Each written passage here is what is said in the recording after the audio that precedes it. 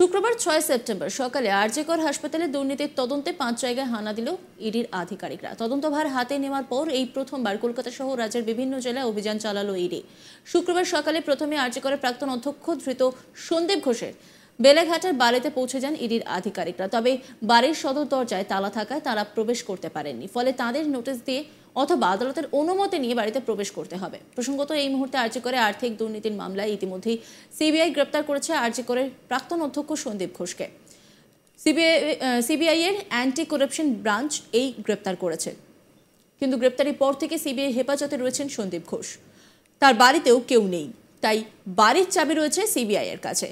তাই সন্দীপ ঘোষের বাড়িতে ঢুকতে গেলে আদালতের অনুমতি নিতে হবে ইডির আধিকারিকদের। কোর্টের অনুমতি পেলে তবেই সিবিআইয়ের কাছে সন্দীপ ঘোষের বেলেঘাটার বাড়ির চাবি নিয়ে তবেই বাড়িতে ঢুকে তল্লাশি করতে পারবেন ইডির আধিকারিকরা। এদিকে সন্দীপ ঘোষের বেলেঘাটার বাড়ির পাশাপাশি চন্দননগরের সন্দীপের শ্বশুর বাড়িতেও হানা দেন ইডির আধিকারিকরা। তবে সেখানে কিছুক্ষণ জিজ্ঞাসাবাদের করার পরেই ইডির আধিকারিকরা বেরিয়ে যান বলে জানা গিয়েছে।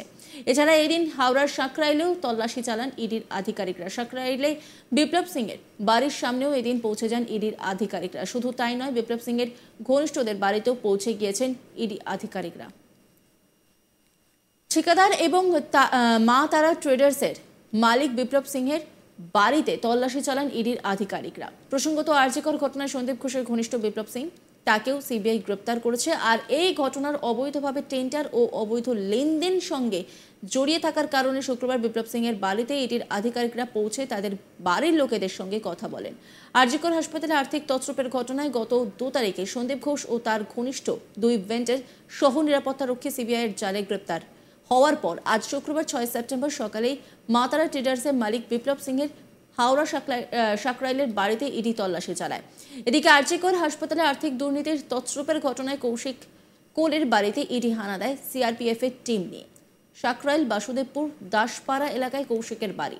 সূত্র মারফত জানতে পারা যাচ্ছে, বিপ্লব সিংহের মাতারা ট্রেডার্স কোম্পানির সঙ্গে যুক্ত হিসেবেই ইডির হানা বলে মনে করা হচ্ছে। পাশাপাশি সুভাষ গ্রামের প্রসূন চ্যাটার্জির বাড়িতে হানা দেয় ইডির দল। শুক্রবার সকাল ৬টা ৪৫ নাগাদ ইডির দলটি হানা দেয় তাঁর বাড়িতে। সঙ্গে ছিল কেন্দ্রীয় বাহিনীর নিরাপত্তা। এই নিয়ে একটি রিপোর্ট তুলে ধরেছেন আমার কলিগ অরিন্দম, দেখাবো আপনাদের। কাণ্ডে ইডির প্রথম রেড শহরে এবং শহরের সংলগ্ন অঞ্চলে মোট ৫ জায়গায় ইডি আধিকারিকরা পৌঁছেছে।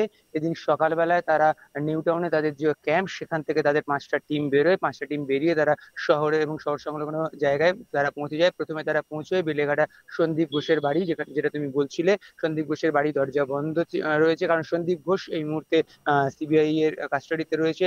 অ্যান্টি কারাপশন ব্রাঞ্চ তার সেখানে রয়েছে, ফলে সন্দীপ ঘোষ বাড়িতে নেই, তার বাড়ি তালা বন্ধ রয়েছে। পাশাপাশি তারা পৌঁছে যায় বিপ্লব সিংহ বাড়িতে। বিপ্লব সিংহ হচ্ছেন একজন ভেন্ডার, যিনি সন্দীপ ঘোষের অত্যন্ত ঘনিষ্ঠ। সেই বিপ্লব সিংহের বাড়িতে হাওড়ায় পৌঁছে যায়। পাশাপাশি সোনারপুরে কৌশিক কোলের তার বাড়িতে পৌঁছে যায়, যিনি বিপ্লব সিংহের ঘনিষ্ঠ, তার বাড়িতে পৌঁছে যায়। এবং পাশাপাশি আরেকটা যেটা আমরা সূত্র মারফত জানতে পেরেছি, যে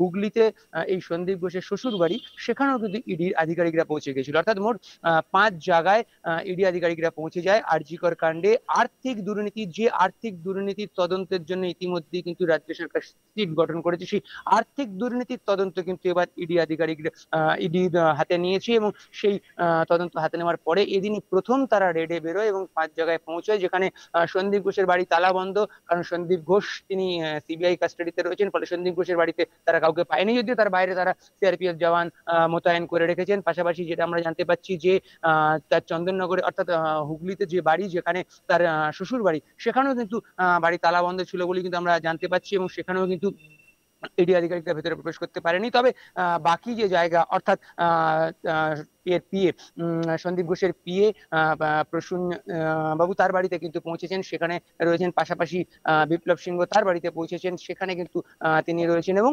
কৌশিক কোলে। অর্থাৎ ৩ জায়গায় কিন্তু এই মুহূর্তে ইডি আধিকারিকরা রেড করছেন। সন্দীপ ঘোষের বাড়ি, সেই বাড়িতে কিন্তু সন্দীপ ঘোষ থাকতেন। সন্দীপ ঘোষ যখন সিবিআই দপ্তরে আসতেন, তখনও তিনি বাড়িতে তালা বন্ধ করে আসতেন, এবং আমরা যেটা জানতে পেরেছিলাম যে তার বাড়িতে কেউ থাকতো না। সন্দীপ ঘোষ সেখানে থাকতেন এবং বাড়ি তালা বন্ধ করেই তিনি আসতেন। এবং এখন তিনি সিবিআই এর হাতে অ্যারেস্ট হয়েছেন, সিবিআই এর অ্যান্টি কারাপশন ব্রাঞ্চের হাতে অ্যারেস্ট হয়েছেন, এবং এই মুহূর্তে তিনি সিবিআই কাস্টাডিতে রয়েছেন। ফলে তার বাড়ি কিন্তু তালা বন্ধ, এবং তার বাড়ির ভেতরে কেউ নেই। ফলে স্বাভাবিকভাবেই তার বাড়ির ভেতরে প্রবেশ করার কোনো উপায় নেই, যদি না তার বাড়ির চাবি সিবিআই এর দপ্তর থেকে ইডি আধিকারিকরা নিয়ে আসেন, এবং তার জন্য অনুমতির প্রয়োজন হবে, সেইভাবে ছাড়া কিন্তু তার বাড়ির ভেতরে প্রবেশ করা সম্ভব হবে না। তবে বাড়ির বাইরে কিন্তু সিআরপিএফ জওয়ানদেরকে মোতায়েন করা রয়েছে এবং ইডি অফিসিয়ালসরা তার বাড়ির বাইরে পৌঁছেছিল সকালবেলাতে, এবং কয়েকজন ইডি অফিসিয়ালস তারা তার বাড়ির সামনে রয়েছেন। এখন দেখার যে তারা সিবিআই এর সঙ্গে কথা বলে তার বাড়ির চাবি আনার ব্যবস্থা করে কিনা, বা সেই চাবি এনে তারা তার বাড়ির দরজা খুলে ভেতরে ঢোকে কিনা, বা সেক্ষেত্রে কোর্টের অনুমতির কোনো প্রয়োজন থাকে কিনা, বা তারা কোর্টের কাছ থেকে অনুমতি নেয় কিনা বাড়ির ভেতরে প্রবেশ করার জন্য। তবে এখনো পর্যন্ত বলা যেতে পারে যে তার বাড়ি তালা বন্ধ রয়েছে, এবং যেহেতু তিনি বাড়িতে নেই বা যেহেতু তিনি সিবিআই কাস্টাডিতে রয়েছেন, ফলে ইডি আধিকারিকরা কিন্তু তার বাড়ির ভেতরে প্রবেশ করতে পারেননি। এদিন সকালবেলায় সকাল প্রায় 5টা নাগাদ ইডি আধিকারিকদের যে 5টা দল, সেই 5টা দল নিউ টাউনে তাদের যে ক্যাম্প অফিস সেখান থেকে তারা বেরোয়, এবং বেরিয়ে তারপর তারা শহরের এই যে জায়গাগুলো, সেই জায়গাগুলো পৌঁছে যায়। ফলে প্রত্যেকটা জায়গাতেই কিন্তু ইডি আধিকারিকরা এদিন শুধুমাত্র আমরা যদি চন্দননগরটা বাদ দিই, সেটা বাদ দিলে কিন্তু প্রত্যেকটা জায়গা থেকেই প্রায় 6টা থেকে 6:30টার মধ্যেই ইডি আধিকারিকরা পৌঁছে গেছিল।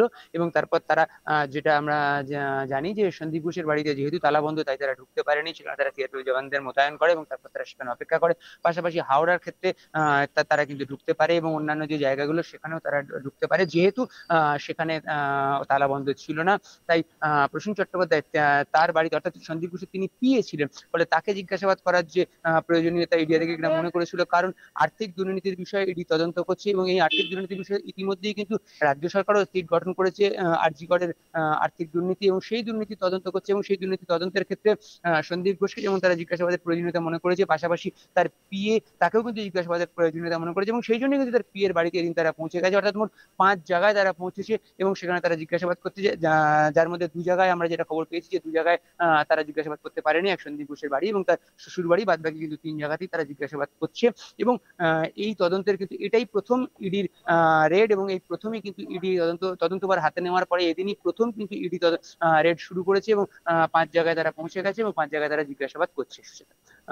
সন্দীপ ঘোষ যখন এর আগে সিবিআই অফিসে আসতেন, বা তাকে যখন সিবিআই অফিসে ডেকে পাঠানো হতো, নিয়মিত তিনি এসেছিলেন। তুমি জানো, প্রায় 15 দিন তিনি সিবিআই অফিসে এসেছিলেন সিবিআই আধিকারিকদের জিজ্ঞাসাবাদের সম্মুখীন হতে, সিজিও কমপ্লেক্সে সিবিআই এর যেটা ক্রাইম ব্রাঞ্চ সেখানে। তখনও কিন্তু আমরা যেটা দেখতে পেয়েছি, তিনি যখন তার বেলেঘাটার বাড়ি থেকে বেরোতেন, বাড়িতে তালা বন্ধ করেই তিনি বেরোতেন, অর্থাৎ তার বাড়িতে কেউ থাকতো না। তো এই মুহূর্তে তিনি কিন্তু অ্যারেস্ট হয়েছেন সিবিআই এর অ্যান্টি কারাপশন ব্রাঞ্চ, অর্থাৎ এসিবির হাতে তিনি অ্যারেস্ট হয়েছেন, এবং এই মুহূর্তে তিনি সিবিআই এর কাস্টাডিতেই রয়েছেন। ফলে স্বাভাবিকভাবেই তার বাড়ি কিন্তু তালা বন্ধ রয়েছে, এবং বাড়ির ভিতরে কেউ না থাকার সম্ভাবনাই সব থেকে বেশি। এবং সেই ক্ষেত্রে তার বাড়িতে যদি ঢুকতে হয়, যেটা আমি একটু আগেও বললাম, যে সেক্ষেত্রে কিন্তু হয় সিবিআই আধিকারিকদের কাছ থেকে সেই বাড়ির চাবি ইডি আধিকারিকদের অফিসিয়ালি নিতে হবে, হ্যান্ড ওভার নিতে হবে, অথবা কোর্টে যেতে হবে এবং কোর্ট থেকে অনুমতি নিয়ে আসতে হবে, এবং সেই অনুমতি নিয়ে আসার পরেই কিন্তু তারা সিবিআই এর আধিকারিকদের কাছ থেকে সেই বাড়ির চাবি নিতে পারবে, বা সেই বাড়ি খুলে ঢুকতে পারবে, যেহেতু সেই বাড়িতে। নজর রাখুন আজ তাক বাংলার ইউটিউব স্ট্রিমিংয়ে।